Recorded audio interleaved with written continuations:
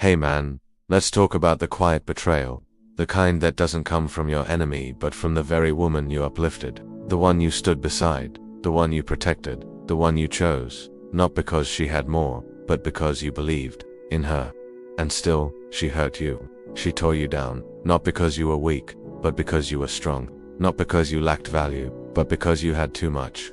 See, most men can't stomach this truth, that women don't always choose the man who is best for them. They often resent him. They punish the man who is more disciplined, more focused, more evolved, because in his presence, she is forced to see her own mediocrity, and instead of rising up, she attacks. And if you've been through that kind of pain, the kind that makes you question your worth, your time, your love, I wrote something for you.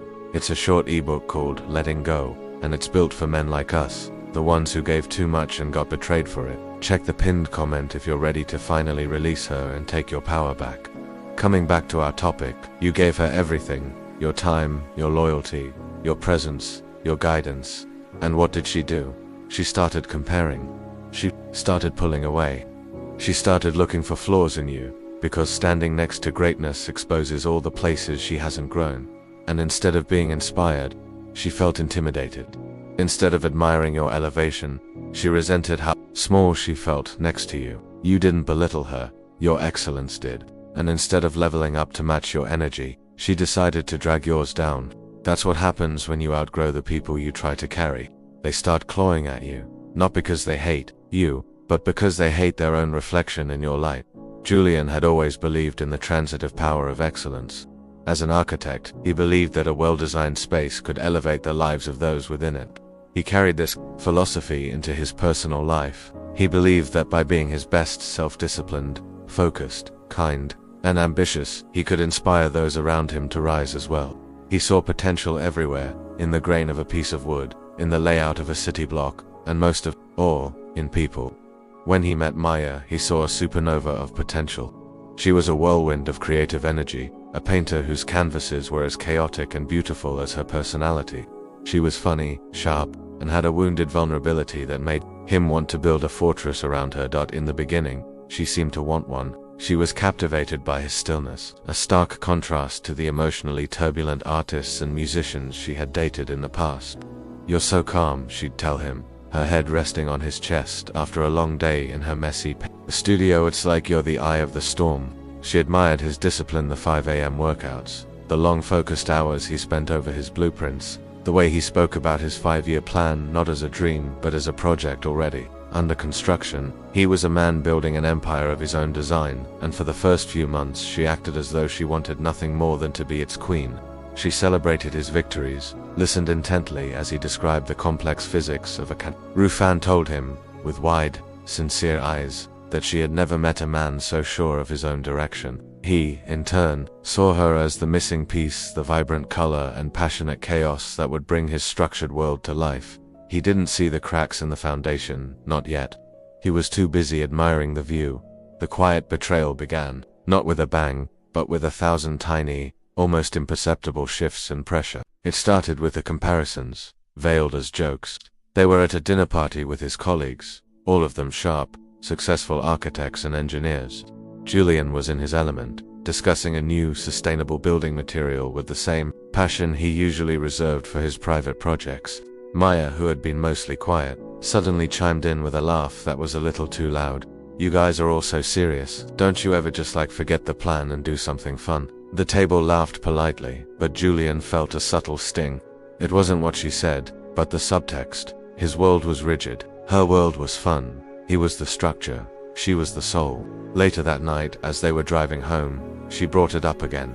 "Your friends are nice," she said, staring out the window. "A little intense though. It must be exhausting, being so focused all the time," he tried to explain. "That focus is what allows me to build the things I want to build, Maya. It's not exhausting. It's fulfilling." I know, she'd said, a dismissive wave of her hand. "I just think life is also about living, you know, not just achieving." He didn't have an answer for that, because on the surface, she was right. But he felt the intent behind the words. It wasn't a philosophical observation. It was a subtle critique, a small wedge being driven between his nature and her perception of it. His discipline, once a source of her admiration, was now being reframed as a flaw.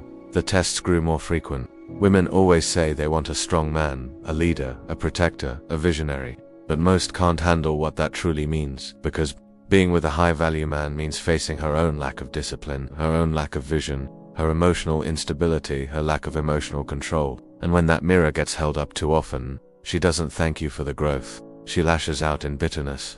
Julian wasn't rude. He wasn't arrogant. He was simply ahead of her.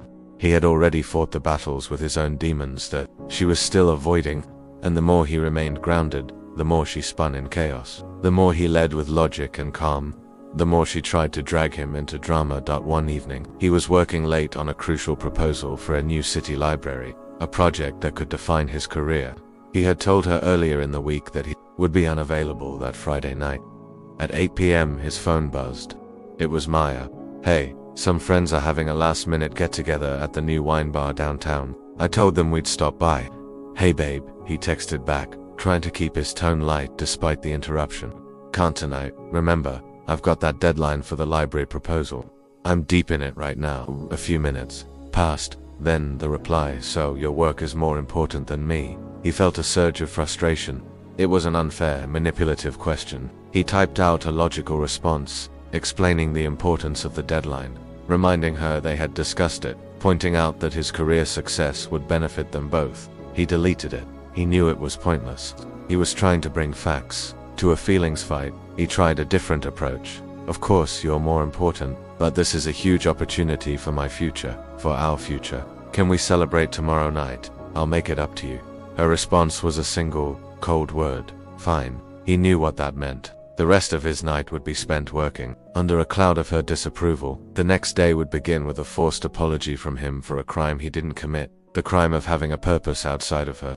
He didn't realize it then, but this was a classic move. He was being punished. For his ambition, his focus was being reframed as neglect, and his attempts to be logical were being ignored in favor of her emotional narrative. He chose his work over me. The man she should have been proud of, the man she should have honored, was the same man she punished. Why? Because he didn't fold. Because he didn't immediately drop his life's work to cater to her fleeting whim. Because he didn't make his entire world about her emotions. And that made her feel powerless. That made her feel replaceable. So instead of meeting his ambition with feminine peace and support, she met it with emotional warfare. And that warfare isn't always loud. Sometimes it's a single, dismissive word. It's the silence that follows. It's the withholding of affection. It's the backhanded compliments. It's the constant, subtle comparisons to others just to get a rise out of you. She won't say it, but deep down she's angry that you were too much for her. And her way of dealing with that reality is to try and make you feel like you're not enough. And here's the most ironic, most maddening part. When she finally walks away, she doesn't go to someone better. She goes to someone worse. Someone less ambitious, someone easier to control. Someone who won't challenge her emotionally because he has no strong center of his own. Because being in control of a weak man makes her feel stronger than submitting to the leadership of a real one. And that should tell you everything you need to know about where she's at in her own journey. See, when a woman is at war with herself, she will always choose a relationship that doesn't threaten her comfort zone. And a man who is better than her, a man with focus, principles, and peace, that's not a partner to her. That's a mirror, and she's not ready to look in it. But here's what most men get wrong in that situation. They blame themselves. Julian spent weeks dissecting every interaction.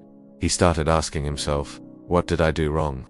He replayed every word, every moment, trying to find his mistake. He convinced himself he was too stoic, too distant, too high standard. He thought, maybe if I had been softer, more available, less focused on my work. But he was none of those things. He was just too evolved for a woman still operating from a place of deep emotional immaturity. She didn't need more softness from him. She needed more self-awareness from herself. But that's the part she refused to develop. So instead, she blamed him, she demonized him. She painted him as emotionally unavailable just because he didn't dance to her tune of chaos. He wasn't unavailable. He was stable. And that stability is something most women, raised on a diet of dramatic love stories, aren't ready for. The tragedy is this. You tried to bring her with you. Julian tried to help her grow. He bought her books on mindfulness. He encouraged her to set goals for her painting career. He challenged her to be better, to see her own potential. He spoke life into her. But potential without action becomes poison. And instead of using his strength as a ladder to climb higher, She used it as a target to shoot at. She started seeing his discipline as a form of control, his consistency as arrogance, his standards as oppression, and all he was ever trying to do was build something real, something lasting. But you can't build a kingdom with someone who still thinks that love should feel like chaos. You can't build a legacy with someone who still craves the cheap thrill of emotional roller coasters over the profound peace of a stable foundation. She hurt him because he represented something she wasn't yet ready to become, and no matter how well he treated her, how deeply he loved her, or how loyal he stayed, she could not escape the feeling that she was not enough for him. And instead of admitting that to herself, instead of doing the hard work of becoming more, she broke the very thing that made her feel insecure. And that, right there, is why the best men often get left. That's why the man who treated her the best is often the one she hurt the most. Because love from a high-value man exposes everything she has buried beneath her Instagram quotes and her filtered selfies. And that truth, it's too loud, too raw, too real, so she runs. Not because you were wrong, but because you were right, too soon. Now she's with someone new. Julian saw them once. Across the street, a guy named Kevin, someone from her periphery. He'd met a few times. Kevin was fine, he was easygoing, had a simple job, and his greatest ambition seemed to be finding the best happy hour special. He was safe, he was controllable, he wouldn't challenge her, and she'd tell her friends that it's peaceful or low drama. But deep down, in the quiet hours of the night, she's bored. She craves the intensity Julian brought, but without the implicit emotional work it demanded of her. She misses the feeling of being in the presence of a man she couldn't control, even though she pretended to hate it. She remembers his silence when she tried to provoke him. She remembers his eyes unbothered, certain, powerful, and that memory will haunt her. Not because she lost him, but because she knows, with a certainty that will ache for years, that she will never find another man like him. So don't shrink your light. Don't soften your edges. Don't start dimming your fire just to be more palatable for someone else's comfort. If being better than her cost you the relationship, it wasn't a relationship built on love. It was a transaction built on ego, on validation seeking, on her need for security. And you were too rooted, too real for that. She hurt you not because you failed her, but because you triggered a storm inside her that she wasn't yet ready to face. You were the wake-up call she hit snooze on, and the longer you tried to go back and fix what she broke out of her own fear, the more you delay the healing that was always meant to make you stronger, not bitter. You don't apologize for being more, you elevate in spite of the pain, and you let her sit with the profound, lifelong loss of the man she will never be able to reach again. You see, when a man carries presence, direction, and clarity, he becomes a walking challenge to a woman still living in her emotional loops. And if she hasn't dealt with her own wounds, if she still lives for drama disguised as passion, then your peace will frustrate her, not because you did something to her, but because you didn't need her. Your life was not an empty vessel waiting for her to come and fill it. And that truth alone stings her, because most women are taught, through a lifetime of cultural osmosis, that a man should orbit their world, revolve around their emotions, and validate their every mood. But when you stand still, grounded in who you are, it shows her that she isn't your son, and that's what makes her retaliate in those subtle, passive, even cruel ways, because she would rather break the man she can't control than submit to the one who doesn't need her validation.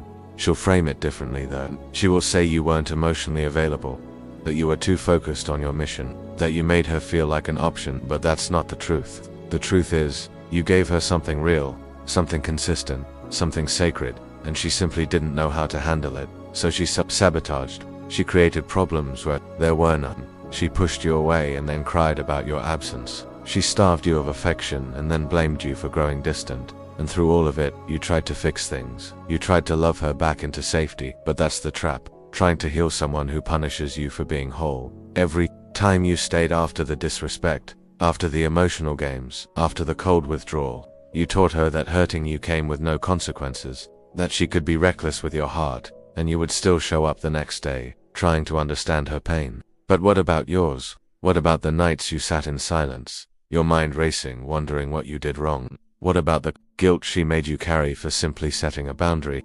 What about the love you gave with your whole chest, only to be told that you were too much or too serious? Brother, that wasn't love. That was her emotional projection, and the more you tolerated it, the more she resented you. Not because you were weak, but because you were better than the chaos she was so used to. Here's the twisted part. Women expect a man to be better than them. That's the great irony. She craves your strength. She admires your discipline. She is drawn to your frame. But if she hasn't evolved past her own ego, that admiration quickly turns into envy.